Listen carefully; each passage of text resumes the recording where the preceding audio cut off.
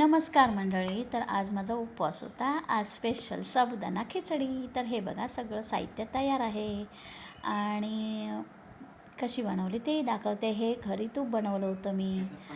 तर हे बघा मला आज तुपाची खिचडी बनवायची होती. हे बघा साजूक तूप मी घरीच बनवते. तर अशा प्रकारे तूप गरम झाल्यानंतर मी त्यामध्ये चमचाभर जिरा आणि मिरची घातली आणि त्यानंतर त्यामध्ये बटाटा घातला. तुम्हाला हवा असेल बटाटा तर तुम्ही उकडूनही घेऊ शकता. आता मी साबुदाण्यामध्ये मीठ आणि थोडीशी साखर चवीला आणि दाण्यांचं कूट, हे बघा असं सगळं मिक्स करून घेतलं छान. व्हिडिओ शेवटपर्यंत बघा. आवडल्यास लाईक शेअर सबस्क्राईब करायला विसरू नका.